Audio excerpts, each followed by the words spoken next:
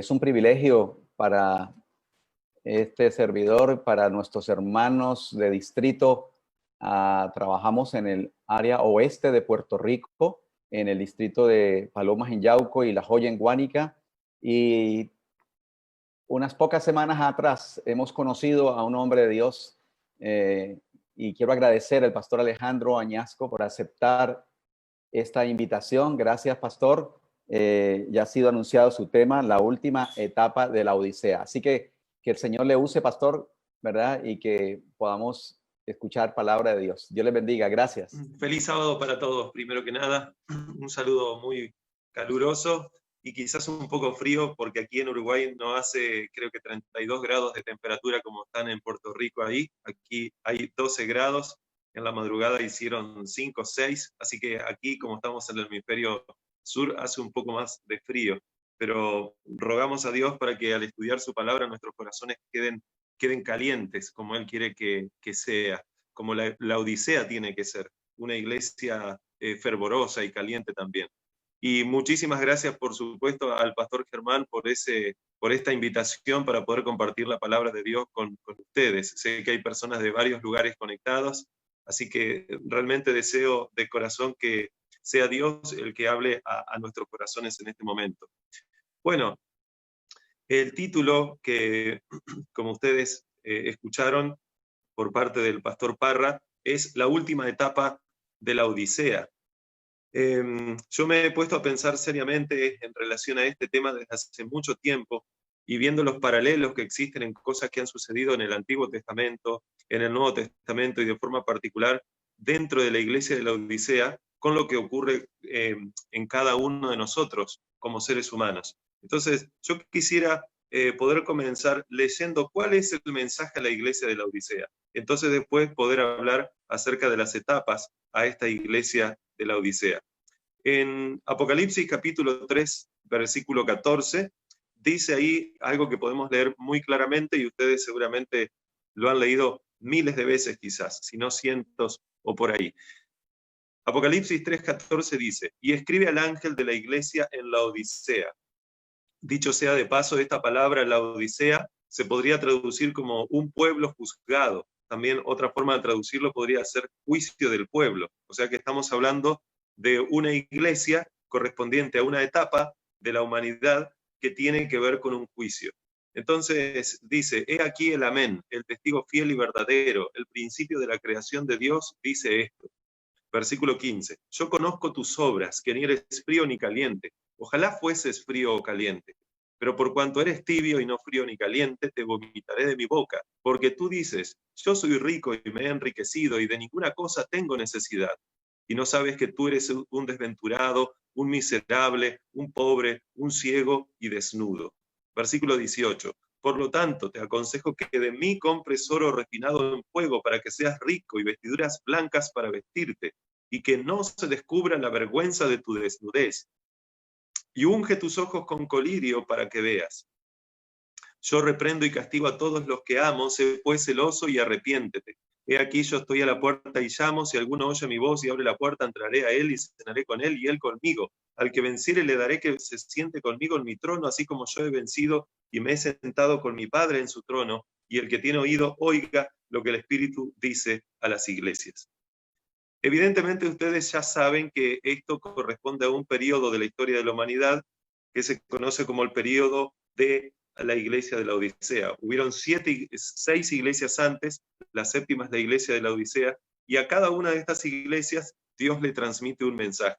Lo interesante es que el mensaje generalmente, o siempre, no generalmente, sino siempre, en cada una de las 7 iglesias, comienza diciendo: y escribe al ángel de la iglesia de. O sea, siempre el mensaje va orientado al ángel y, por supuesto, a través del ángel, a toda la iglesia. Ya vamos a ver qué es esto del ángel y en relación a estas 2 etapas. Pero yo quisiera adelantarme un poquito antes de ir y estudiar este texto en su contexto amplio, porque la hermana White dice claramente que el libro de Apocalipsis es donde todos los libros de la Biblia se encuentran y terminan. Entonces a mí me gustaría poder estudiar algunos paralelos en este breve tiempo que tenemos ahora para poder estudiar el mensaje de la iglesia de la Odisea a la luz de otras cosas que incluso Jesús dijo que ocurrirían y evidentemente que están relacionadas con esta iglesia. Nosotros vemos aquí a la iglesia de la Odisea y podríamos considerar que tiene varias etapas, pero en esencia podríamos hablar de dos etapas. Tiene una etapa donde claramente se menciona que esa iglesia es orgullosa, y tiene una segunda etapa donde vemos que la iglesia es una iglesia arrepentida. ¿Y cómo lo sabemos? ¿Cómo sabemos que esta iglesia se arrepentirá? Yo ya me estoy adelantando un poco, pero por la sencilla razón de que no tenemos una octava iglesia. No hay otra iglesia de la cual sale los que se arrepienten. Tenemos esta iglesia. Y en todas las iglesias Dios siempre tuvo un remanente. La iglesia en esencia es el instrumento de Dios que tiene en este mundo para llevar las buenas nuevas. Pero dentro de la iglesia, evidentemente, existen personas que hacen lo correcto y personas que no lo hacen. A veces las personas que hacen lo correcto terminan haciendo lo incorrecto y a veces al revés. Entonces, ¿cómo poder saber quiénes son? Bueno, la realidad es que nosotros no podemos saber quiénes son las personas que serán salvas, quiénes pertenecerán a esta segunda etapa de la iglesia de la Odisea, que es una iglesia arrepentida. Pero sí, nosotros tenemos que saber que hay una promesa por parte de Dios, que Dios liberará a un pueblo de esta iglesia, a un pueblo de la esclavitud, para que haga su voluntad. Entonces, repasando hasta aquí, solo esta primera parte, tenemos ahí en el mensaje de la iglesia de la Odisea dos etapas, podríamos decir. Luego vamos a volver al texto y voy a mostrar dónde estarían estas dos etapas. Pero al principio, permítanme decirles que hay una iglesia orgullosa y después hay una iglesia arrepentida. Bien, ahora, dejando esto en mente, me gustaría ir a algunos textos que aparecen en la Biblia, por ejemplo, ya en el Nuevo Testamento. En Lucas capítulo 14 y Mateo capítulo 22, que no vamos a leer los dos capítulos completos, es más, yo me voy a centrar en Lucas capítulo 14 ahora, se describen algunas cosas que en lo personal creo que deberían llamarnos la atención y que están evidentemente relacionadas con la iglesia de la Odisea y en relación a estas etapas de la iglesia de la Odisea. No sé cuántos de ustedes alguna vez habrán ido a alguna cena muy costosa, alguna cena que para poder ir a esa cena tú tienes que tener mucho dinero. Y no solo eso, sino que tienes que vestirte de una forma especial que requiere que también tú tengas mucho dinero para poder vestirte de esa forma. Podríamos decir entonces que hay cenas preparadas, evidentemente en lugares especiales, a donde solo acceden algunas personas porque esas cenas son muy, muy costosas. Y en relación a la vestimenta también, solo pueden acceder algunas personas porque esa vestimenta es muy costosa. Lo interesante es que la Biblia dice que habrá una cena en el cielo a la cual ningún ser humano podrá ir por sus propios esfuerzos. Eso es evidentemente lo que enseña la Biblia, porque para acceder a esa cena, el costo que tendría que pagar el ser humano es demasiado alto, y no hay ser humano que realmente pueda pagar ese costo y asistir a la cena. La Biblia también dice que en esa cena tendremos que estar con una vestimenta perfecta. Es lo que en Mateo capítulo 14 habla acerca de los vestidos de bodas, una vestimenta perfecta, que evidentemente también, valga la redundancia, también representa la justicia. Ahora, ningún ser humano tiene justicia propia, así que no puede acceder tampoco a una vestimenta perfecta. Entonces, ¿cómo se puede solucionar este problema?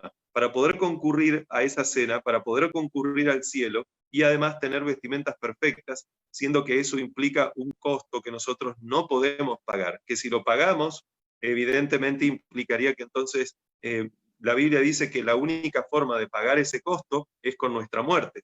Pero ¿qué sentido tendría entonces pagar el costo con nuestra muerte si nosotros, causa de nuestra muerte, no podremos participar de esa cena? Ya no tendrá sentido siquiera vestirnos. Entonces, en la Biblia Dios establece o manifiesta o revela cuál es el plan de salvación.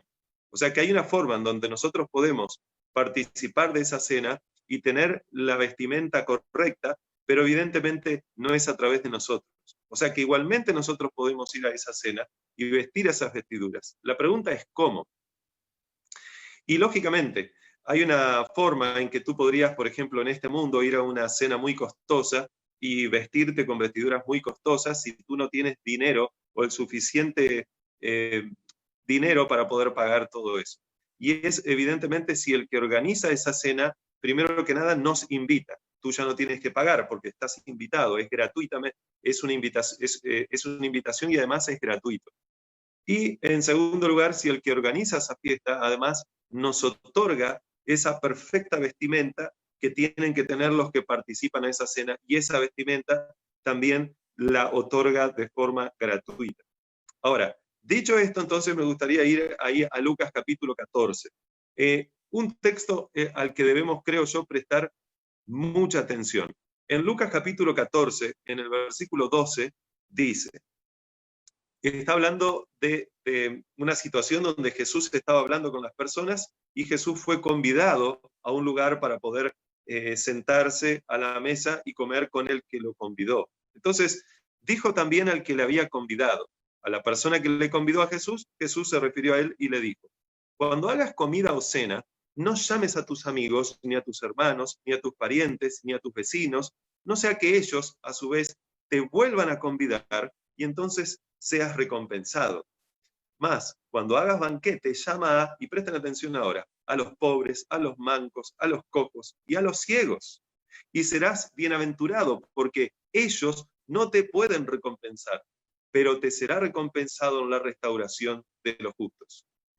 Muchas veces nosotros pensamos en que una de las enseñanzas de esta parábola es sencillamente ser misericordioso con los demás, así como Jesús evidentemente fue misericordioso con nosotros. Pero la cuestión es que, ¿qué implicancias tiene eso? Evidentemente esto es mucho más profundo de lo que a nosotros generalmente nos parece cuando estudiamos la Biblia en la superficie. Dios quiere que cavamos hondo, que nos pongamos a cavar para poder extraer ese tesoro que hay ahí, las enseñanzas que realmente la Biblia quiere transmitirnos. Entonces, evidentemente hay algo más profundo. No es sencillamente de que nosotros tenemos que ser misericordiosos con los demás. Tiene que ver con algo muy especial. Fíjense que en el versículo 15 sigue diciendo, uno de estos, oyendo esto, uno de los que estaban sentados con él a la mesa, le dijo, bienaventurado el que coma pan en el reino de Dios.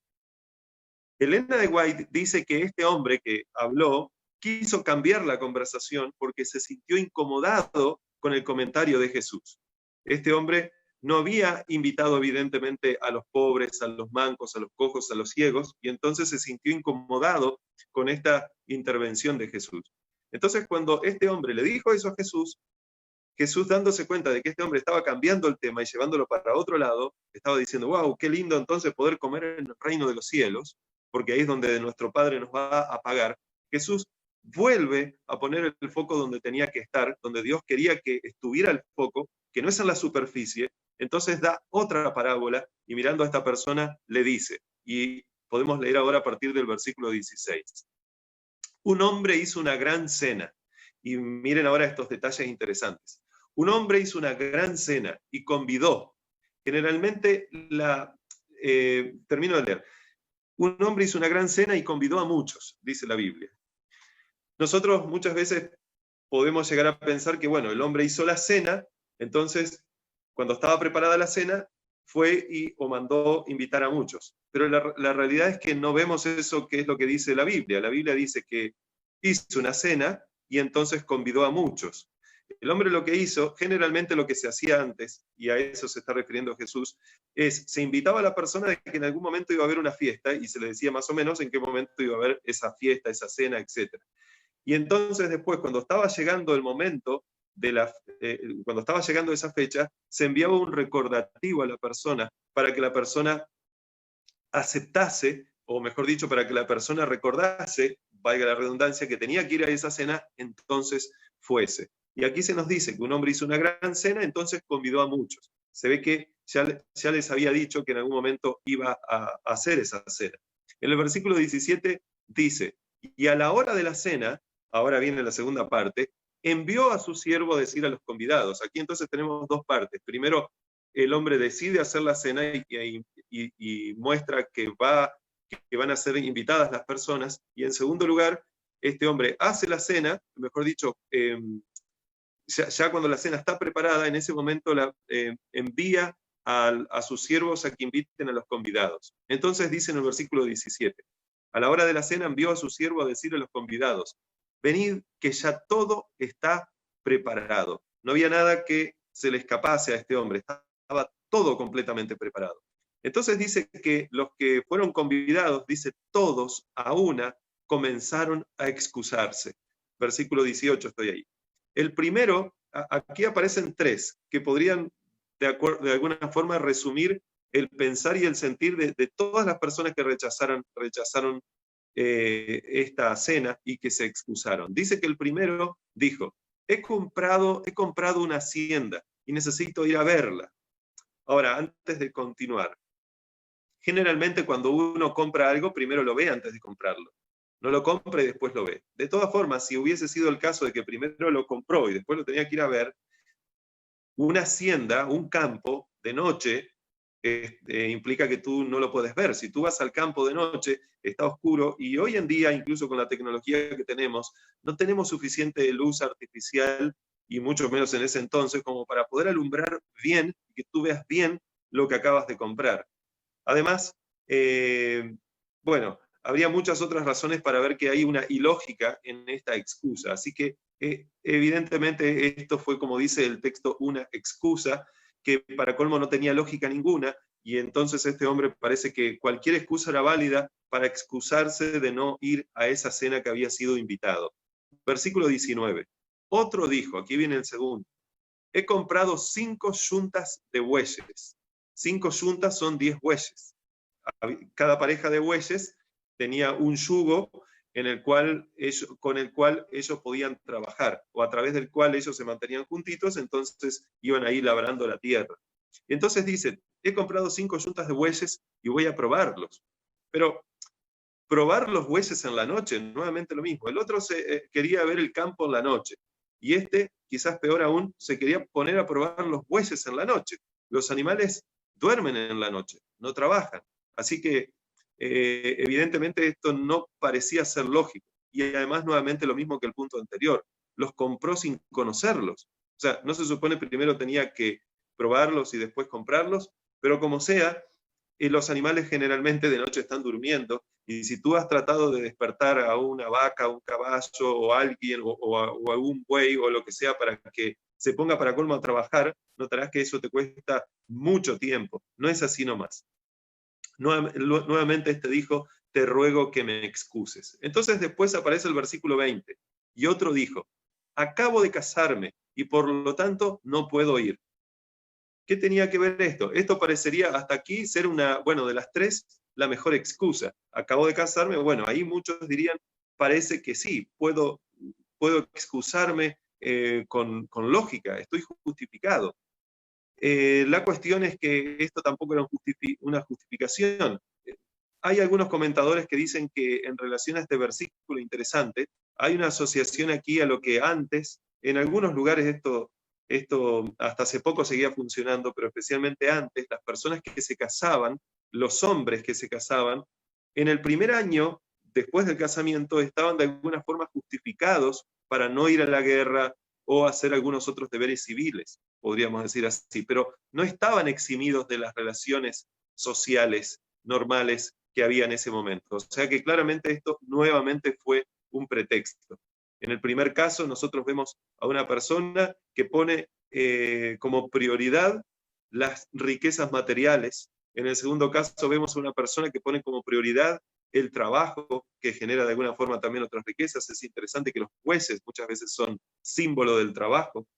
Pero bueno, esto es una cosa que el mundo ha ideado, pero evidentemente los jueces se utilizaban para trabajar. Y por último, tenemos ahí a una tercera persona que aparenta poner sus afectos por encima de la invitación que este hombre le había hecho para ir a la cena. Entonces luego dice el versículo 21, y aquí es donde podemos encontrar una segunda parte de esta parábola. La primera parte de la parábola es hasta el versículo 20, donde parecía que estaba todo bien, pero empiezan a excusarse uno tras otro. Ahora la cámara, podríamos decir, el foco nuevamente se coloca sobre el que convida, sobre el que está organizando esa cena y el que recibe la noticia de que estos hombres y mujeres, estas personas no querían ir. Dice entonces, vuelto el siervo, hizo saber estas cosas a su señor. Entonces el señor, enojado, el padre de familia, dijo a su siervo, ve pronto por las plazas y las calles de la ciudad y trae acá a los pobres, los mancos, los cojos y los ciegos. Fíjense qué interesante, estas 4 palabritas, pobres, mancos, cojos y ciegos, son las que encontramos en la primera parte de la conversación con Jesús cuando estaba sentado a la mesa con este hombre que lo invitó y le dijo, mira, cuando hagas banquete, llama a pobres, mancos, cojos y ciegos, porque es mejor llamar a ellos, que ellos no te pueden recompensar, así Dios te recompensa. No invites a personas que de alguna forma te pueden devolver. Pero es interesante que, acuérdense que las personas que estaban ahí sentadas no comprendían en profundidad lo que Jesús les estaba queriendo decir.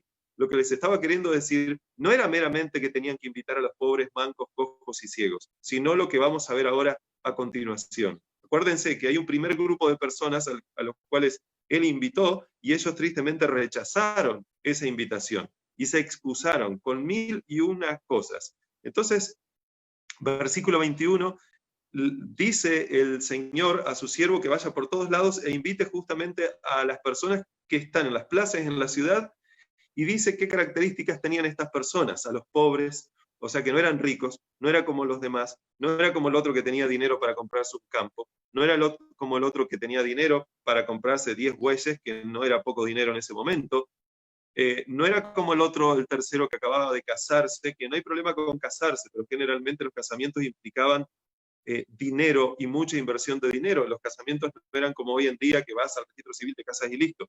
Muchas veces se tenía que organizar algo y había una cuestión cultural donde si las personas se casaban pero no hacían fiesta y no invitaban o no hacían algo a lo sumo, eso podía ser visto como una falta de respeto.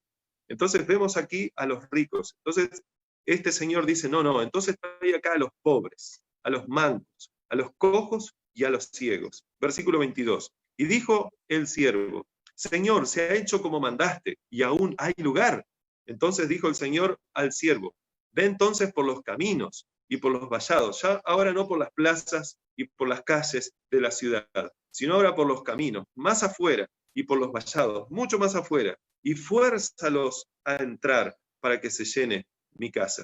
Este forzar a entrar, muchas veces algunas personas lo han malinterpretado entendiendo de qué eso significa, y de alguna forma esto está relacionado con algunas cosas que hemos estudiado anteriormente, por ejemplo en escuela sabática, de que, bueno, parecía que estaba bien en forzar, o sea, a través de la fuerza, obligar a alguien a entrar, pero no es de esa fuerza de la que está hablando la Biblia, sino, por ejemplo, de la fuerza espiritual, podríamos decir así, que aparece en 2 Corintios 5:14, donde la Biblia dice que el amor de Cristo nos constriñe, o sea, nos convence y nos guía de una forma tal que nosotros nos sentimos obligados a avanzar por esa línea porque sabemos que es lo mejor realmente. A ese tipo de forzar es al que se está refiriendo. Luego dice, para que se llene mi casa, versículo 24, y ahí culmina esa parte, porque os digo que ninguno de aquellos hombres que fueron convidados gustará mi cena.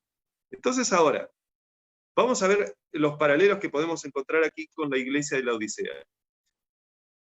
En primer lugar, dice el texto que Dios le dice a el que lo convidó, a que Jesús le dice al que lo convidó a Jesús, que cuando invite a alguien, cuando invite a las personas, trate de no invitar a los que son iguales, a los que le pueden devolver, sino a los que parece que están más abajo, o están, a los pobres, a los mancos, a los cojos y a los ciegos.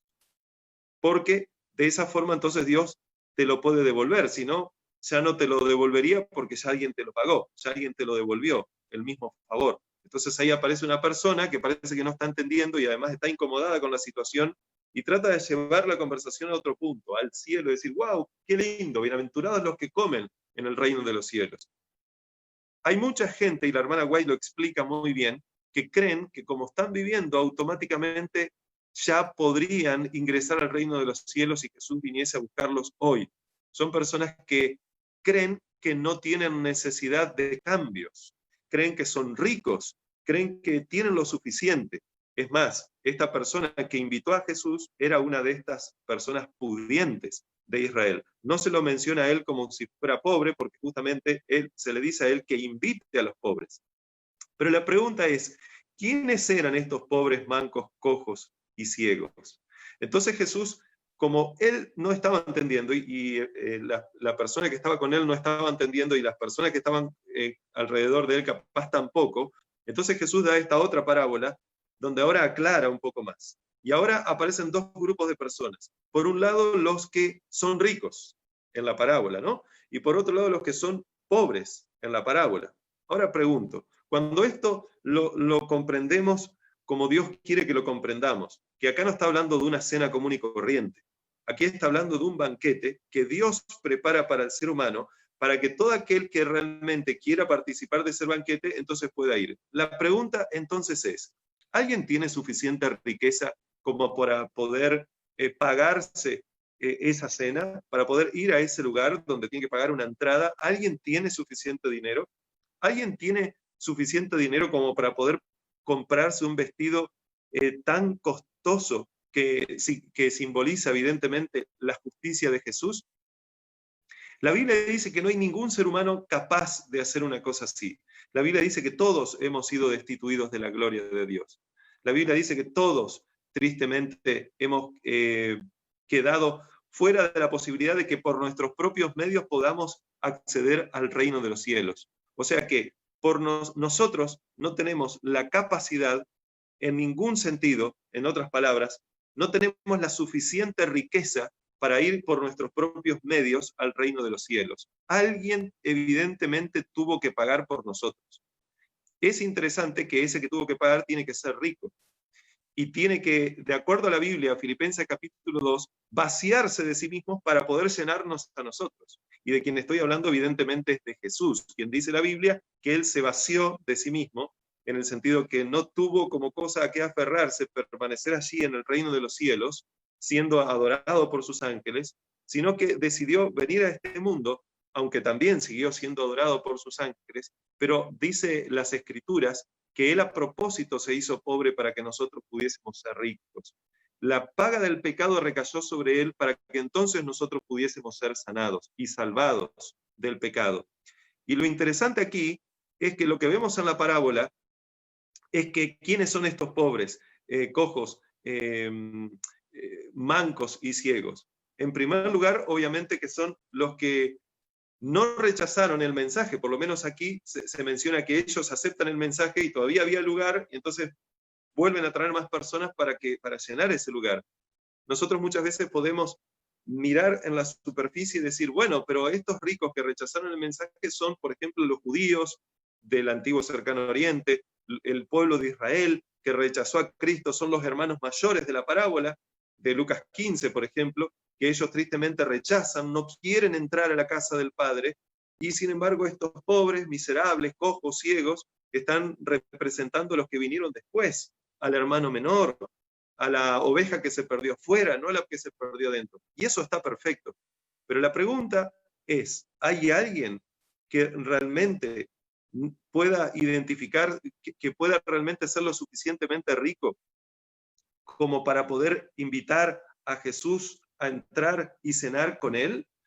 ¿O será que la parábola lo que nos está mostrando es que realmente este hombre que se creía rico y que de nada tenía necesidad y que había invitado a Jesús, no se estaba dando cuenta que realmente él, por más rico que fuese, no tenía dinero suficiente, no había nada en él que lo pudiese llevar a la otra cena que Dios está preparando para nosotros, a la cual solo se puede entrar si tú tienes una invitación gratuita por causa de que tú eres un ser humano caído, y siendo que eres un ser humano que está desnudo, también tienes a alguien que esté dispuesto a darte de esas vestiduras para cubrir su desnudez. Entonces nosotros podemos darnos cuenta acá que por alguna razón Dios también en otra parte, en Mateo capítulo 6, dice, bienaventurados los pobres, porque de ellos es el reino de los cielos.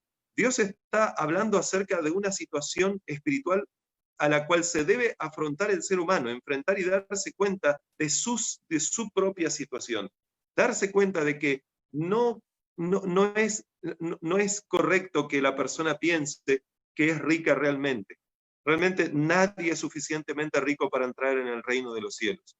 Solamente uno que es suficiente rico es capaz de haber descendido, fue capaz de descender hasta nosotros, hasta el lugar donde estábamos nosotros, darnos de sus riquezas, para entonces darnos de esa forma la posibilidad de entrar en el reino de los cielos.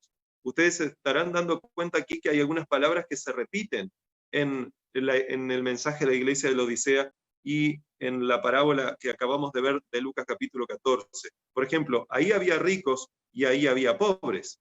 La Biblia dice claramente en relación al mensaje de la iglesia de la Odisea, y es esta primera etapa, la cual yo les mencioné que es una iglesia orgullosa, dice: yo conozco tus obras, que ni eres frío ni caliente, ojalá fuese frío o caliente, pero por cuanto eres tibio, ni frío ni caliente, te vomitaré de mi boca. Y dice que esta iglesia, dice, ¿por qué la vomitar de la boca? A estas personas dice, porque tú dices, yo soy rico y me he enriquecido, y de ninguna cosa tengo necesidad. Bueno, si esta persona parece ser rica, es lo suficiente rica como para que sus obras quizás los lleven al reino de los cielos. Parece que se encuentra en un lugar de seguridad, en un lugar de autosuficiencia, en un lugar de donde cree estar seguro, y cree estar seguro por causa de su riqueza. No cree estar seguro por otra cosa, sino por causa de su riqueza. Y ahora vamos a ver qué es esta riqueza que tiene. Pero claramente esa persona cree estar segura por causa de su riqueza y de ninguna cosa tiene necesidad. Pero ahora viene la real situación de esta iglesia. Dice, y tú no sabes que eres un desventurado, un miserable, un pobre, un ciego y un desnudo. ¿Ven algunos paralelos aquí en Lucas capítulo 14? Vemos algunas palabras que se repiten. ¿Quiénes eran los pobres, los mancos, los cojos y los ciegos? Aquí vemos que esta iglesia es ciega. Aquí vemos que esta iglesia es pobre. Cuando hablo de iglesia, hablo de las personas. Aquí vemos a personas que son ciegas, a personas que son pobres. Y generalmente una persona que es ciega o que es pobre, no siempre, pero bíblicamente hablando, y hoy en día, muchas veces no tiene suficiente vestido. Podría decir que casi andan desnudos algunas personas, no todos, obviamente, porque Jesús también era pobre, aunque era muy rico, y él no andaba desnudo. Pero aquí, evidentemente, hay un paralelo entre lo que ocurre en la realidad en las cosas materiales y lo que ocurre en la realidad en las cosas espirituales. Dice que es una persona desventurada, una persona miserable. Sin embargo, las personas que creen que conocen todo lo necesario para poder ser salvos y que andan en esos caminos y que están llenos de suficiencia propia, no se están dando cuenta que realmente están yendo para el otro lado, para el otro camino, para el camino de la perdición. En Romanos capítulo 7, el apóstol Pablo dice, miserable de mí, ¿quién me librará de este cuerpo de muerte? Y acá vemos justamente a una iglesia que cree ser rica, pero realmente tiene todo lo que tenían estas personas que no fueron invitadas por este hombre que invitó a Jesús. Personas pobres, personas ciegas. Aquí se menciona algunas características, pero podríamos hablar de muchas otras que tienen o que caracterizan a esas personas que parece que son excluidas de la sociedad. Entonces ahí tenemos esa primera etapa. Ahora, permítanme decir algo más en cuanto a esto, porque a mí me parece que es sumamente interesante. Viene ahora una segunda etapa de la iglesia de la Odisea, luego de que se le dice toda esta situación real, y la segunda etapa la podemos encontrar a partir del versículo 18, porque a partir de que comienza el consejo, es un consejo que Dios da al testigo fiel, el testigo fiel que lo da a la iglesia de la Odisea, al ángel de la iglesia de la Odisea, y ahora vamos a ver esta relación entre el ángel y la iglesia. Fíjense qué interesante que si él da un consejo, si Dios te da un consejo, evidentemente es porque sabe que tú podrías llegar a tomar ese consejo. No tendría sentido que él dé un consejo a alguien que ya no tendría oportunidad ninguna de tomar ese consejo. No, si Dios da un consejo es porque esa persona aún tiene oportunidad de tomar ese consejo, de realmente aplicarlo. Entonces dice, y esto significa que entonces la iglesia no está perdida. Aunque parezca que la iglesia caerá, no caerá, dice la hermana White. Hay esperanza en el pueblo de Israel. Versículo 18 entonces de Apocalipsis 3. Por tanto, yo te aconsejo que de mí compres oro refinado en fuego para que seas rico y vestiduras blancas para vestirte. Y este es el consejo. Y que no se descubra la vergüenza de tu desnudez. Nuevamente, unge tus ojos con colirio para que veas. Aquí se presenta cuál es la solución entonces al problema espiritual que tiene la Odisea. Un problema que implica que la iglesia, en esencia, o las personas que integran la iglesia, se creen tan ricos, llenos de suficiencia propia, que no se dan cuenta que esa suficiencia propia no les paga la entrada para poder entrar al reino de los cielos. No pueden entrar en las cenas del Cordero de esa forma. No pueden siquiera comprarse vestidos con su propia riqueza espiritual. Estas personas no se están dando cuenta que las personas que aparecen en la parábola de Jesús en Lucas capítulo 14, que son pobres, mancos, cojos y ciegos, son ellos mismos, porque realmente a la luz del universo, nosotros como seres humanos no somos los ricos de la parábola. En el sentido bíblico, textual, exegético, Jesús tenía un pueblo que se creía rico y otro pueblo que estaba apartado, al cual dice, bueno, si este pueblo que se cree rico no me acepta, que eran en su momento los judíos, los hebreos, entonces voy a llamar a otro. Pero cuando hablamos a nivel general del ser humano, no hay ningún ser humano que realmente sea suficientemente rico. La Biblia dice claramente que hay más gozo en el cielo por un pecador que se arrepiente que por 99 justos que no necesitan de arrepentirse. Entonces muchas veces nosotros decimos, claro, eso significa que hay una persona que cuando se bautiza hay más gozo en el cielo que por todos los demás que están sentados ahí.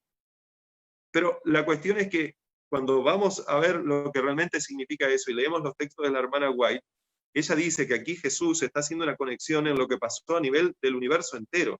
Hay otros mundos que no cayeron, por los cuales Dios se siente contento, pero siente mayor gozo cuando los pecadores de este mundo se arrepienten. O sea que no hay una persona realmente justa en este mundo que a través de su justicia pueda tener suficiente riqueza para ir a la cena del Señor preparada para nosotros, o que Dios está preparando para nosotros, a las cenas del Cordero, ni tampoco vestir esa justicia, porque nosotros, dice la Biblia, nuestros trapos, nuestros harapos, son nuestras obras, que de alguna forma transmitirían nuestra justicia a nosotros, son como trapos de inmundicia. O sea, no puede hacer nada eso para poder cambiar el corazón del ser humano. Así como un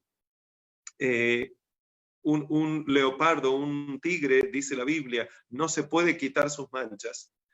Así como una persona no puede cambiar de ser lo que es, entonces de la misma forma tampoco nosotros lo podemos hacer por nuestras propias obras. Necesita ese cambio ser totalmente exterior. Y eso es lo que el texto está diciendo. En otras palabras, Jesús quería que este hombre rico que lo invitó se diera cuenta que a nivel espiritual él era tan pobre como aquellos a quienes él no había invitado. Y en esa situación es donde se encuentra la iglesia de la Odisea. Una iglesia que cree ser rica, pero sin embargo que es miserable, desventurada, pobre, ciega y desnuda. Es lo que se nos dice. Pero ahora fíjense en algo interesante. La Biblia cuando habla acerca de estas cosas, en relación a la segunda etapa, lo enmarca en un texto muy, muy bello que creo que la mayoría, si no todos, ustedes conocen, y es ese famoso texto de Apocalipsis capítulo 3, versículo 20. Porque luego de que Dios le da la solución, y voy a leer primero el versículo 19, donde Dios le dice a la iglesia de la Odisea de Apocalipsis 3, 19, yo reprendo y castigo a todos los que amo, sé pues celoso y arrepiéntete. Y ese evidentemente implicaría, esa palabrita implicaría el cambio en la iglesia. Si la iglesia se arrepiente realmente, entonces será salva. Los que no se arrepientan de la iglesia, entonces seguirán en esa situación de la etapa 1. O sea que para pasar de la etapa 1 a la etapa 2, la iglesia se tiene que arrepentir. Pero fíjense, ahí viene ese famoso texto, versículo 20 entonces, donde dice Jesús, he aquí, yo estoy en la puerta y llamo. Si alguno oye mi voz y abre la puerta, entraré a él y cenaré con él, y él conmigo. Nuevamente esta palabra impresionante que está relacionado con la cena de la parábola de Lucas capítulo 14. Fíjense que muchas veces en la Biblia aparecen cenas. Por ejemplo, en la Pascua en esencia era una cena. No era durante el día que se tenía que comer, sino en la noche. En un momento determinado se tenía que comer la Pascua. Por eso que Jesús, para celebrar la Pascua, tuvo una santa cena. Por otro lado, fíjense que cuando Jesús resucitó y se les empezó a aparecer a varios, entre los que estaban ahí, estaban algunos 2 discípulos, dice la Biblia, que iban camino a Emaús y venían evidentemente de Jerusalén, tristes. Y entonces, luego de que ellos escuchan las escrituras por parte de la boca de ese hombre desconocido para ellos, y ellos empiezan a entender que entonces era necesario que el Mesías muriese y luego resucitase, y ellos empiezan a entender todo eso, todavía no habían descubierto que Jesús era el Mesías. Y Jesús, dice la Biblia, que hizo como que se iba un poco más adelante a propósito, para ver qué hacían ellos, aunque Dios sabía lo que iban a hacer ellos, y ellos le dicen, no, espera, ya está anocheciendo, o sea, no sigas de largo, ven y entra con nosotros. La cuestión es que evidentemente se acostumbraba en la noche, cuando invitabas a alguien, lo invitas a cenar. Eso lo hacemos nosotros hoy también, obviamente con más razón en ese entonces. Entonces por eso es que la Biblia dice que cuando se sentaron a la mesa y entonces Jesús partió el pan, hizo lo que solía hacer con ellos, entonces ahí ellos se dieron cuenta de que estaban frente a Jesús. Y cuando ellos se dieron cuenta, ¿qué sucedió? Jesús desapareció. La razón del por qué desapareció Jesús no la sabemos, pero la cuestión es que Jesús evidentemente tenía que seguir haciendo un trabajo. Pero ¿cuál era el objetivo de Jesús? El objetivo de Jesús era que lo reconocieran. ¿Y en qué momento lo reconocieron? En la cena, dice la palabra de Dios. También en Apocalipsis, capítulo 19, versículo 9, tenemos esas famosas cenas del Cordero. Y después, interesantemente, que no lo vamos a analizar ahora, pero está totalmente conectado, tenemos por otro lado otra cena. Dios de todas formas quiere hacernos cenar a todos nosotros, hacernos participar de la cena. La cuestión es que Dios quiere que participemos allí arriba de la cena y no que nos perdamos, como tristemente ocurre con las personas de Apocalipsis 19, 17, que es lo que se llama la cena de los impíos. O sea que aquí nosotros podemos ver esta correlación muy interesante entre la palabrita cena, que aparece aquí en Apocalipsis 3, versículo 20, con lo que aparece en todos estos otros lugares de la Biblia que acabo de decir, y de una forma especial en ese lugar de la parábola que Jesús contó en Lucas capítulo 14. Hay una cena, evidentemente. Ahora, me gustaría analizar un momento en relación a esta segunda etapa, a la primera y segunda etapa de la iglesia de la Odisea. El título del sermón es la última etapa, que tiene que ver con la segunda. Pero miren algo en relación a la primera que no he dicho hasta aquí. Y esto tiene que ver con el ángel que aparece ahí de la iglesia de la Odisea. Permíteme buscar acá, que perdí un texto que tenía conmigo. Denme un segundito. Bueno, igualmente, vamos a Apocalipsis capítulo 3, versículo 14. Permítanme acá, Apocalipsis capítulo 3, versículo 14. Aquí cuando la palabra de Dios dice, y escribe al ángel de la iglesia y dice la Odisea, fíjense que como les decía al principio, es lo mismo que dice en las otras 6 iglesias. Ahora, ¿por qué dice, escribe al ángel de la iglesia de la Odisea? Y no dice directamente, escribe a la iglesia de la Odisea. Esto significa entonces que no es un mensaje para la iglesia, sino para el ángel. En otras palabras, capaz no sería lo mismo creer que el ángel y la Odisea es exactamente lo mismo, o sea, el ángel y la iglesia es lo mismo. Y no, evidentemente que no lo es. En Apocalipsis capítulo 1, versículo 12, se nos dice aquí en el contexto, se muestra el contexto de quiénes son estos ángeles. Dice, y me volví para ver la voz que hablaba conmigo. Está hablando Juan, el apóstol Juan, cuando recibió esta visión de Apocalipsis. Y me volví, y vuelto vi 7 candeleros de oro, y el versículo 13 dice, y en medio de los 7 candeleros a uno semejante al Hijo del Hombre, vestido de una ropa que llegaba hasta los pies, y ceñido por el pecho con un cinto de oro. Tenían, versículo 16, dice que ser, que es Jesús, quien se le aparece en persona, tenía en su diestra 7 estrellas, en su mano derecha 7 estrellas, y de su boca salía una espada aguda de 2 filos, y su rostro era como el rostro del sol, como el sol cuando resplandece en su fuerza. Y entonces ahora dice cuál es el misterio de estas estrellas y de estos candeleros que estaban con Jesús. Eso se encuentra en el versículo 20. El misterio de las 7 estrellas que has visto en mi diestra y de los 7 candeleros de oro es este. Las 7 estrellas son los ángeles de las 7 iglesias, y los 7 candeleros que has visto son las 7 iglesias. Con lo cual aquí se nos dice claramente que entonces ángel no es lo mismo que iglesia. Ahora, un ángel, evidentemente, en ese contexto de las iglesias, es parte de la iglesia, pero no está hablando de toda la iglesia, está hablando del ángel de la iglesia en la Odisea. Ahora, ¿quiénes eran estos ángeles relacionados con estrellas? Acuérdense que en Apocalipsis capítulo 12, versículo 4, Apocalipsis 12, 4, se nos menciona que hubo una guerra en el cielo y que Satanás perdió esa guerra, pero dice que con la cola de Satanás arrastraba la tercera parte de las estrellas del cielo y las arrojó sobre la tierra. Aquí vemos una conexión nuevamente entre estrellas y ángeles. También esa conexión la podemos ver en el libro de Job, capítulo 38, versículos 6 y 7, cuando Dios le pregunta a Job algunas cosas, entre las cuales le dice: ¿o quién puso, viste cuando alguien puso su piedra angular, cuando alababan todas las estrellas del alba y se regocijaban todos los hijos de Dios? Y aquí nosotros sabemos que estas estrellas del alba, evidentemente que tiene que ver con ángeles, y los hijos de Dios tienen que ver con seres de otros mundos, y esto lo menciona también la hermana White. Bueno, la cuestión es que evidentemente aquí está hablando de que ángel no es exactamente lo mismo que la iglesia. Ahora, entonces, ¿para quién va dirigido el mensaje de la iglesia de la Odisea? ¿Es dirigido para toda la iglesia o para estos ángeles o este ángel de la iglesia de la Odisea? Porque si es dirigido para el ángel y el ángel no son todos, entonces significaría que este mensaje no es para todos.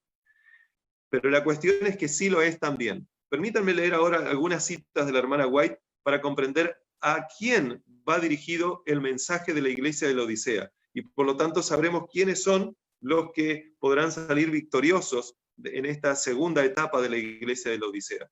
Esto se encuentra en el libro Fe y Obras, que es un libro donde hay una compilación de varios escritos de la hermana White. En la página 84, párrafo 1, Fe y Obras, página 84, párrafo 1, ella dice: el mensaje a la iglesia de la Odisea se aplica a nuestra condición. Y aquí ella está hablando a nivel general. Cuán claramente se describe la posición de los que creen que tienen toda la verdad, que se enorgullecen de su conocimiento de la palabra de Dios, al paso de que no se ha sentido en su vida el poder santificador de ella. En otras palabras, tienen teoría, pero el poder santificador no se ha visto en ellas. No tienen práctica, no tienen obras. Tienen una fe sin obras, la cual es muerta. Falta en su corazón, dice, el fervor del amor de Dios, pero precisamente ese fervor del amor es lo que hace que el pueblo de Dios sea la luz del mundo. Y aquí hay una conexión también con lo que ocurrirá de aquí a poco, descrito en Apocalipsis 18:1. Hay la gloria de Dios circundará la tierra, lo hará a través de un ángel, pero ese ángel evidentemente está relacionado con su iglesia, son seres humanos, así como los del primero, segundo y tercer ángel. Pero fíjense, repito, aquí dice: falta en su corazón, en el corazón de estas personas, en la iglesia de la Odisea, el amor de Dios, el fervor del amor de Dios. Y justamente ese amor es lo que hace que estas personas entonces sean luz del mundo. ¿Qué clase de luz del mundo podrán ser personas? Acuérdense de ese texto que Jesús dijo: vosotros sois la luz del mundo. Claro, él también dijo: yo soy la luz del mundo, pero evidentemente si nosotros somos reflejos de él y Cristo vive en nosotros, entonces nosotros también seremos luz del mundo. Seremos como, imagínense, un espejo. Jesús es la luz central y tiene muchos espejos proyectando esa luz para diferentes lugares. Sea como sea la ilustración, está claro que Dios quiere que entendamos que nosotros podemos ser la luz del mundo, pero eso solo ocurre si nuestro corazón es transformado. Y para que eso ocurra, dice la Biblia en Apocalipsis 3:20 que yo debo dejar entrar a Jesús para cenar conmigo. Y lo interesante en Apocalipsis 3:20, que cuando dice la Biblia que Jesús entra, dice, entraré a él.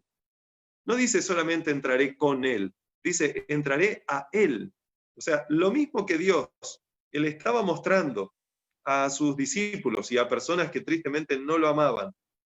En Lucas capítulo 14, que leímos recién, y que lo podemos ver también en Lucas capítulo 15, pero específicamente Lucas capítulo 14, en Mateo capítulo 22, versículos 1 al 14, donde también hay otra fiesta, ahora no una cena, o que es una cena también, pero no se la menciona de forma explícita, sino que dice que es una fiesta de bodas, una fiesta del Evangelio, así es como otra forma de decirlo. Ahí nosotros nos podemos dar cuenta que todo eso que Jesús quería enseñar también es lo que quería enseñar para nosotros en cuanto a nuestro corazón. La única forma en que nosotros podamos cenar con Jesús en el cielo es si le permitimos a Jesús cenar con nosotros aquí, si le permitimos que Él venga a nuestro encuentro para transformar realmente nuestro corazón como Él quiere que sea transformado, porque ese es el problema de la iglesia de la Odisea, es un problema con su corazón. Luego dice, de forma específica, a quienes corresponde el mensaje al ángel de la iglesia de la Odisea. En primer lugar es para todos, por cuanto de que ella menciona déjenme leer de nuevo, el mensaje a la iglesia de la Odisea se aplica a nuestra condición, dice ella, y está hablando de un contexto general de la iglesia. Pero ahora fíjense lo que dice Hechos de los Apóstoles, página 468. Hechos de los Apóstoles 468, párrafos 2 y 3. Dice, el que tiene las 7 estrellas en su diestra, dice estas cosas. Ella aquí está citando Apocalipsis 2:1. O sea, el inicio del mensaje de las 7 iglesias. Dice, el que tiene las 7 estrellas en su diestra dice estas cosas. Y luego ella dice, Elena de White, estas palabras son dirigidas a los maestros de la iglesia, a aquellos a quienes Dios confió pesadas responsabilidades. Las dulces influencias que han de abundar en la iglesia están vinculadas estrechamente con los ministros de Dios, quienes deben revelar el amor de Cristo. Las estrellas del cielo están bajo su dirección, la dirección de Dios. Dios las llena de luz, guía y dirige sus movimientos. Si no lo hiciera, llegarían a ser estrellas caídas. Así es por esa razón que Satanás fue caído. Él no se dejó guiar, dirigir por Dios. Entonces llegó a ser una estrella caída. Dice, así es con sus ministros. O sea, lo mismo que pasa en el cielo, dice la hermana White, pasa aquí en la tierra. Lo mismo pasa con sus ministros. Son instrumentos en sus manos y todo lo bueno que pueden hacer es realizado por medio del poder divino. Por medio de ellos se difunde la luz del Salvador, quien ha de ser su eficiencia. Si tan solo miraran a Él como Él miraba al Padre, serían capacitados para hacer su obra. Cuando dependen de Dios, Él les dará su esplendor para reflejarlo al mundo. Ahora vimos entonces en esta cita que el mensaje a la iglesia de la Odisea tiene una especial significancia o dirección hacia los que son líderes. Aquí ella está hablando de los ministros. Esto significa los pastores. Esto significa administradores, pastores, y no solo a eso, sino que ella menciona a los maestros de la iglesia. ¿Y quiénes son los maestros de la iglesia? Toda persona que tiene un cargo de liderazgo en la iglesia. Maestros de escuela sabática, evidentemente, también son maestros de iglesia. O sea que aquí hay una carga especial, una demanda especial a los que son líderes en la iglesia de la Odisea. Esto significa líderes en la iglesia adventista del séptimo día. Pero bueno, esto es interesante. Muchas veces pensamos que este mensaje es solamente para la iglesia adventista del séptimo día. Yo pensaba así hasta que encontré esta cita que les voy a compartir a ustedes, donde ella menciona que no solamente a la iglesia adventista del séptimo día. Ella dice lo siguiente, que también es un mensaje que se aplica a las demás iglesias y a los ministros de las demás iglesias. Esto está en Testimonios para la Iglesia, tomo 6, página 83. Testimonios para la Iglesia, tomo 6, página 83. Elena de White dice, la amonestación para la iglesia de los últimos días, y está hablando en el contexto de la Odisea, por lo que ahora va a decir, debe ser proclamada a todos los que pretenden ser cristianos, a todos ellos. El mensaje de la Odisea, como una espada de dos filos, debe ser llevado a todas las iglesias. Y esto es lo que se le tiene que decir a las iglesias. Yo conozco tus obras, que ni eres frío ni caliente. Ojalá fuese frío o caliente, pero por cuanto eres tibio y no frío ni caliente, te vomitaré de mi boca. Porque tú dices, yo soy rico y me he enriquecido y de ninguna cosa tengo necesidad, y no sabes que tú eres un desventurado, miserable, pobre, ciego y desnudo. Por tanto, te aconsejo que de mí compres oro refinado en fuego para que seas rico, y vestiduras blancas para vestirte, y no se descubra la vergüenza de tu desnudez. Y luego le sigue diciendo todo lo mismo que le dijo a lo que entendemos es la iglesia adventista del séptimo día, que lo es. Y luego dice, yo reprendo y castigo a todos los que amo, sé pues celoso y arrepiente. Dice luego la hermana White, nuestra labor es proclamar este mensaje. Y viene una pregunta, ¿estamos haciendo todo esfuerzo para que las iglesias, está hablando del contexto exterior de la iglesia adventista, sean amonestadas?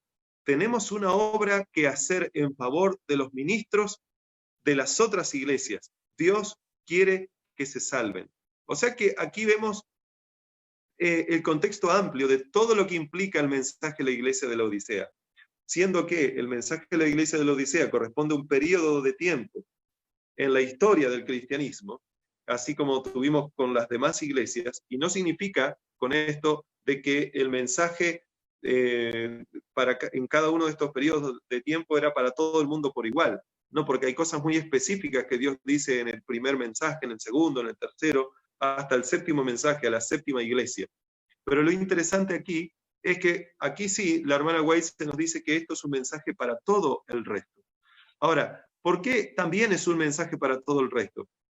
Evidentemente, y quizás alguien dirá, pero ¿por qué solamente la iglesia de la Odisea? ¿No pasó esto también con las demás iglesias anteriores? ¿No se supone que algunos también eran ricos y creían que se habían enriquecido y no sabían que eran desventurados, miserables, pobres, ciegos y desnudos? Sí, claro, tiene una conexión con todo el mundo, desde Adán y Eva hacia adelante. Pero ¿por qué se lo menciona al final? Porque al final hay algo que está por ocurrir y que va a ocurrir y que está conectado con ese versículo que acabo de mencionar de Apocalipsis 3:20, donde la clave para que eso ocurra, dice la Biblia, es que nosotros dejemos entrar a Jesús. Y no dice a nuestra casa, porque el texto dice que Jesús entrará a él, no con él en la casa, sino a él. O sea que la clave está en dejar entrar a Jesús en el corazón. Cuando la persona hace eso, entonces se transforma el corazón completamente si la persona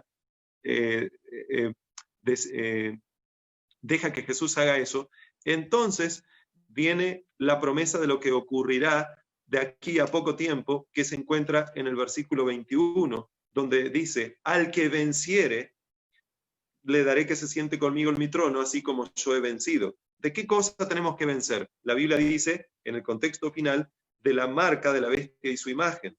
Lograr poder vencer, soportar esas tentaciones. Ahora, ¿cómo nosotros podremos soportar esas tentaciones?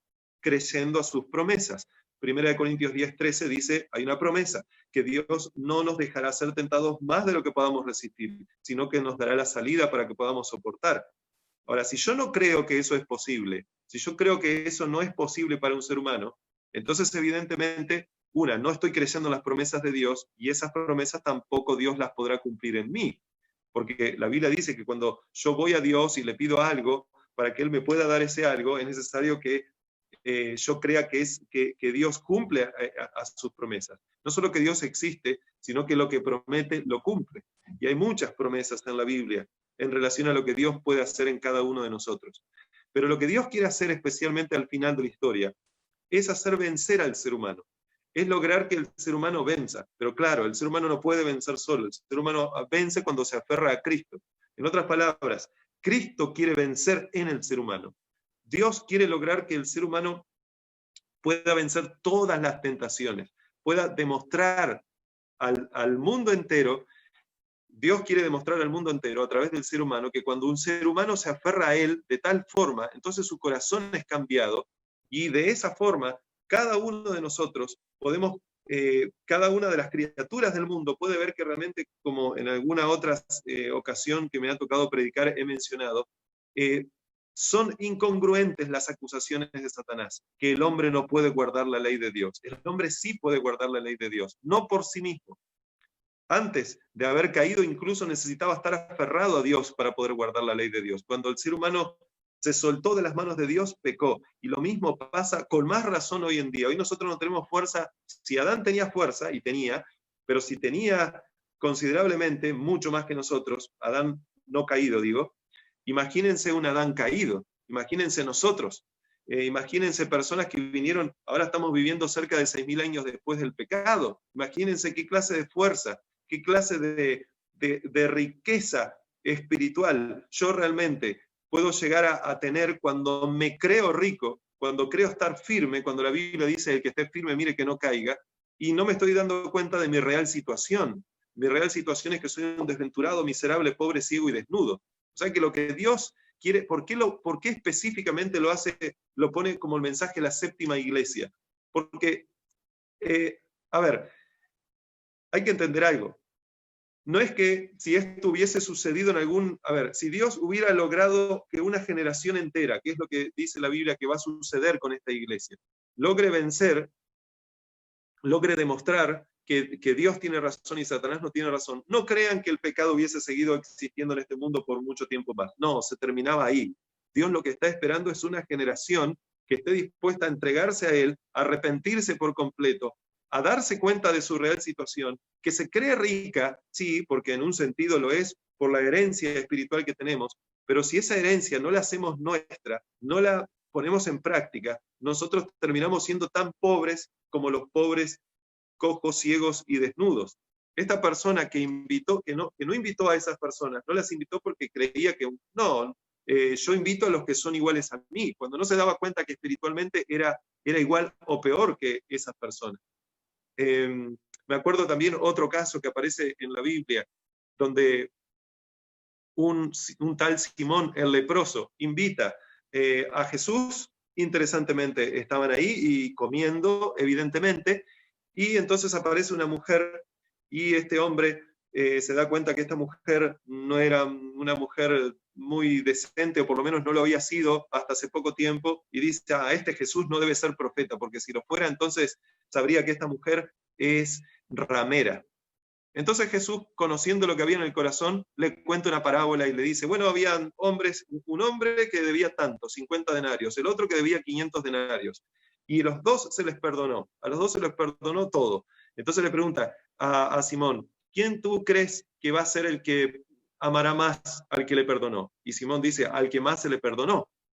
Y entonces Jesús dice, exactamente, bien has dicho, porque al que mucho se le perdona, mucho ama.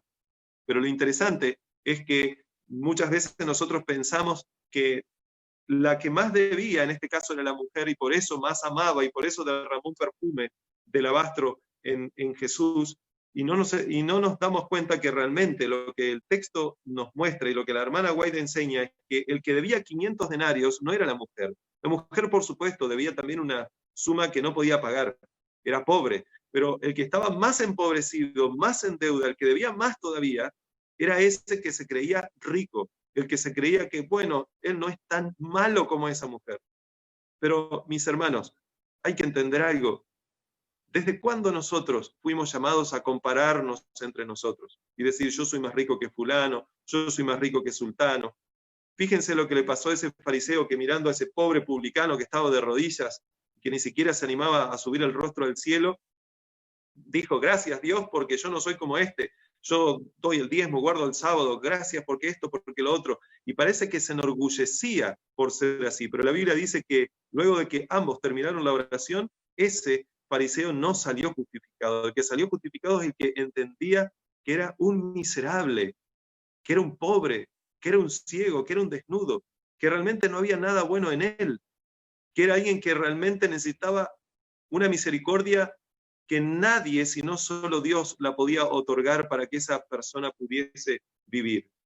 Y quiero culminar con algo impresionante que aparece en relación al mensaje de la iglesia de la Odisea, y que tiene que ver con una cita. Bueno, realmente me gustaría leer muchas citas que tengo aquí, pero no puedo por un tema de tiempo, no quiero abusar de ustedes. Pero es algo que aparece en Testimonios para la Iglesia, tomo 1, página 167, y un pedacito de la 168. Testimonios para la Iglesia, tomo 1, página 167.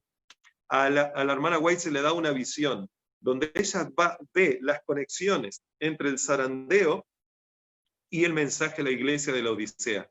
Y se le dice por qué existe ese mensaje. Dice, pregunté cuál era el significado del zarandeo que yo había visto. Y se me mostró que lo motivaría el directo testimonio que exige el consejo del testigo fiel a la iglesia de la Odisea. Tendrá este consejo efecto en el corazón de quien lo reciba y le inducirá a ensalzar la norma y expresar claramente la verdad. Algunos no soportarán este directo testimonio, sino que se levantarán contra él. Esto es lo que causará un zarandeo en el pueblo de Dios. Fíjense que ahí se nos dice claramente que entonces el consejo del testigo fiel a la iglesia de la Odisea es lo que causa el zarandeo. Dios, entonces, en otras palabras, es el que causa el zarandeo. Dios no quiere, no estoy diciendo con eso, que Dios quiere que las personas sean zarandeadas hasta el punto de perderse. Dios sabe que la perdición de cada ser humano, y nosotros debemos entenderlo, no es porque Dios puso pruebas muy fuertes, o porque Dios permitió pruebas muy fuertes y entonces qué culpa tiene la persona, porque si fuese así, entonces el culpable es Dios. No, siempre la perdición o la salvación son decisiones personales que las personas, que cada uno de nosotros tiene que tomar. La salvación ya está puesta para nosotros. Nosotros sencillamente nos tenemos que aferrar de ella, aferrarnos de Jesús. Pero la perdición, de la misma forma, si nosotros nos aferramos de Jesús y vamos al cielo, está frente a nosotros si nosotros nos soltamos de las manos, si no permanecemos en Él, si no nos dejamos guiar por Él, como decía la hermana Guay en otra cita que leí hace un ratito. Si nosotros de alguna forma fuésemos esas estrellas, fuésemos esos ángeles, fuésemos esas partes importantes de la iglesia de la Odisea, si nosotros nos soltamos de Cristo, esas estrellas, en vez de estar glorificadas allí arriba, van a terminar cayendo. ¿Por qué creen ustedes que la hermana White dice que al final muchas estrellas caerán, refiriéndose a grandes líderes que esta iglesia amada tuvo y tiene, que tristemente por soltarse de las manos de Dios terminaron en el camino equivocado?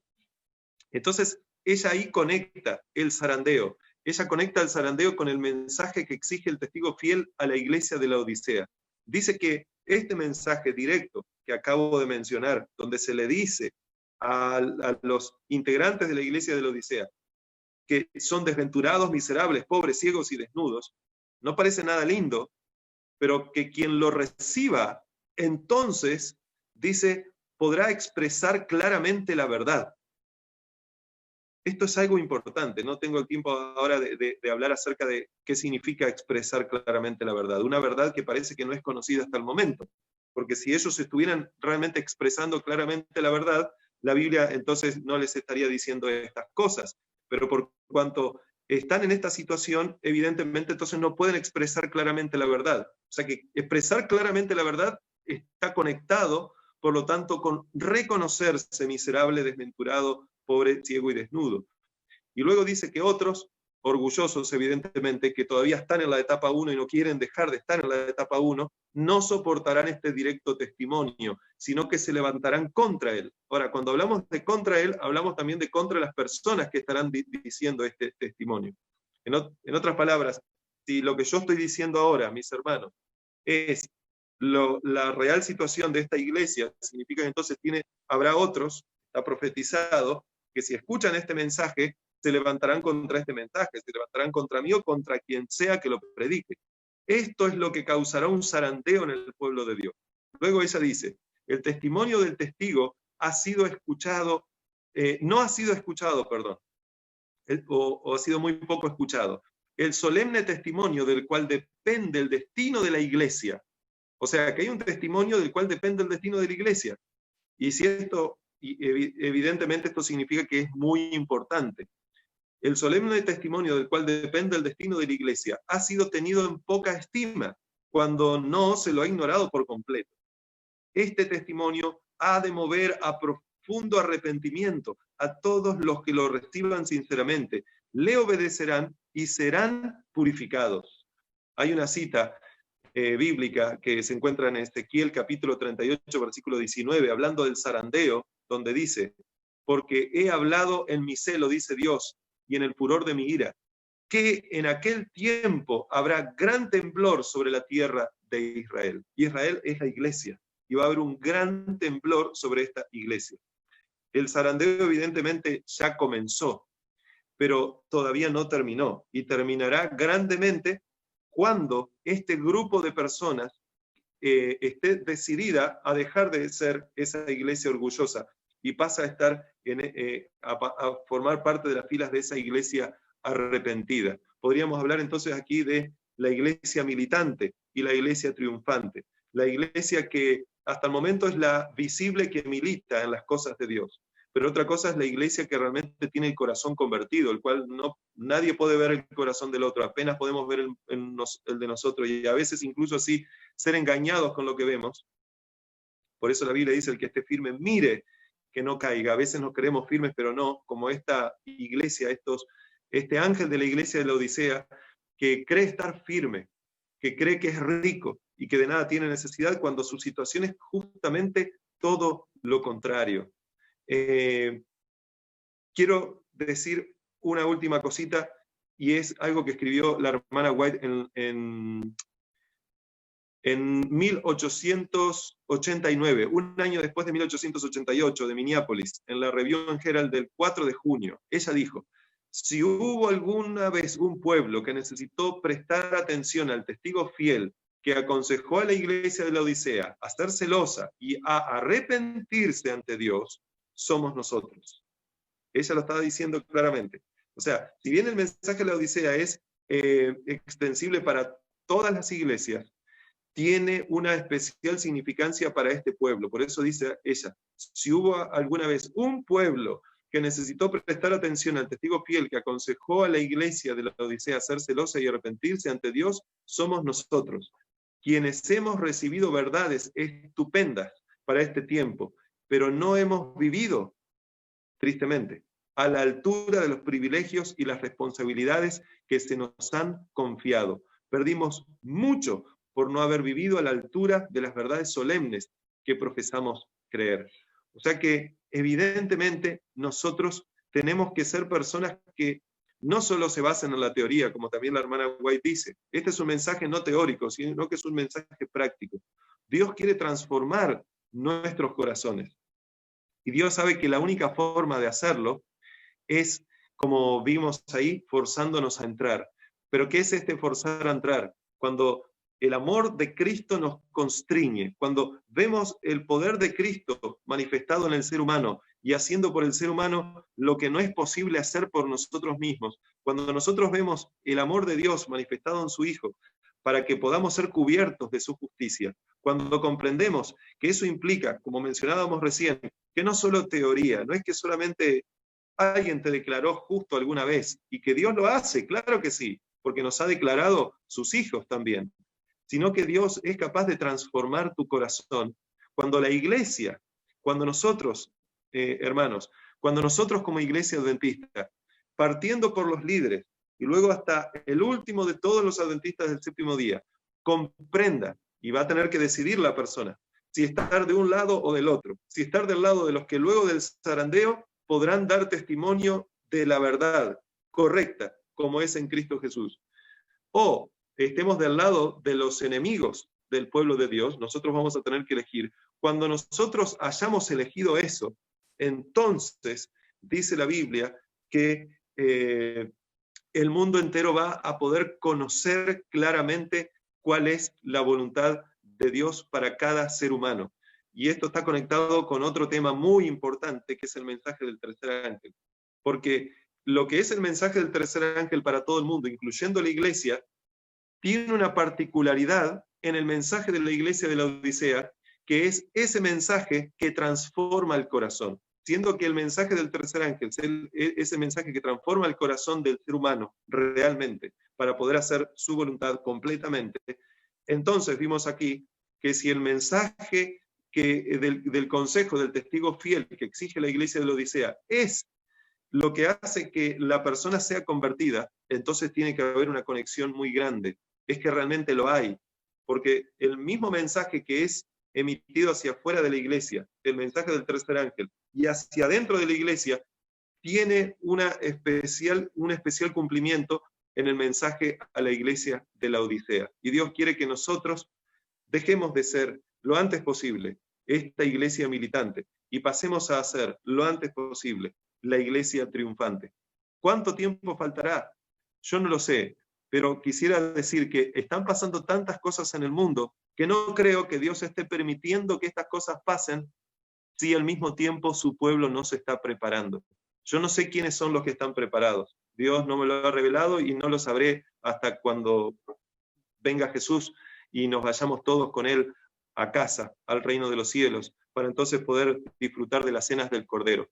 Pero yo sé, mis hermanos, que Jesús dejó señales que están claras en torno a la segunda venida, a su segunda venida. Y si esas señales están pasando, y vemos que están pasando cada vez más seguido, y con una más seguido en frecuencia, pero también cada vez más fuertes, más potentes, más claras son esas señales, entonces significa que hay una iglesia invisible que no vemos, justamente, pero que Dios la está preparando. La pregunta es, ¿tú quieres ser parte de esa iglesia? Esa iglesia que será la triunfante, la cual realmente dará testimonio del amor de Dios al mundo entero, y entonces, cuando sea predicado este evangelio y no otro, el evangelio de Mateo 24, 14, el evangelio de Jesucristo, el evangelio que el apóstol Pablo dijo que no hay otro evangelio, y que el que tal diga que hay otro evangelio sea maldito, sea anatema. Este evangelio que dice que Jesucristo vino en carne para morar con los seres humanos y hacer en el ser humano y con el ser humano lo que el ser humano no puede hacer. Ese verdadero evangelio. Si tú crees en ese verdadero evangelio, entonces Dios quiere que pases a la otra etapa, de creer lo suficiente para que Él entonces te pueda ayudar a ponerlo en práctica. Tú quieres ser parte de ese grupo, porque el mundo entero se divide y la iglesia se va a dividir. Y solo quedará firme en la iglesia de la Odisea los que realmente sean los verdaderos hijos que quieren obedecer a Dios. Y la iglesia de la Odisea al final será evidentemente triunfante. Y no habrá una octava iglesia, sino que a través de esta iglesia es que Dios dará a conocer su amor al mundo entero. Bueno, he culminado hasta aquí, así que quizás dejo la palabra al pastor Germán, o si no hago una oración y después hago la oración entonces. Bueno, voy a orar y luego el pastor Germán seguirá. Amado Padre que estás en los cielos, gracias porque tú nos amas, porque tú nos bendices y porque en esta hora, Señor, hemos podido escudriñar en tu palabra lo que tu palabra dice. Te ruego, Señor Santo, que nos ayudes a que podamos ir a esas cenas del Cordero que están siendo preparadas para nosotros. Pero si realmente nosotros queremos ir a ese maravilloso lugar, Señor, debemos reconocer algo antes, y es que nosotros estemos allí o no, no es lo más importante, sino que si en nuestra vida nosotros realmente estamos vindicando tu nombre, tu carácter, tu amor delante del universo.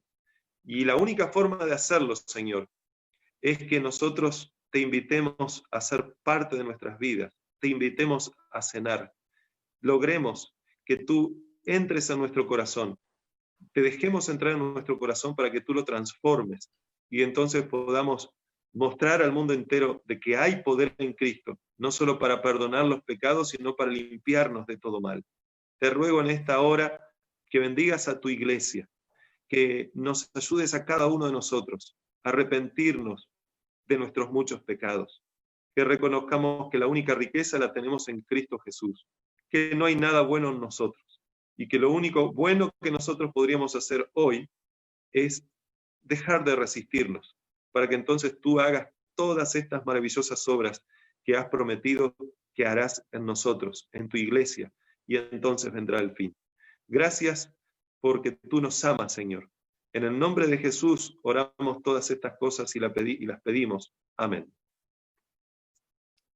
Antes de concluir, quiero darle gracias nuevamente a Dios por habernos dado este manjar.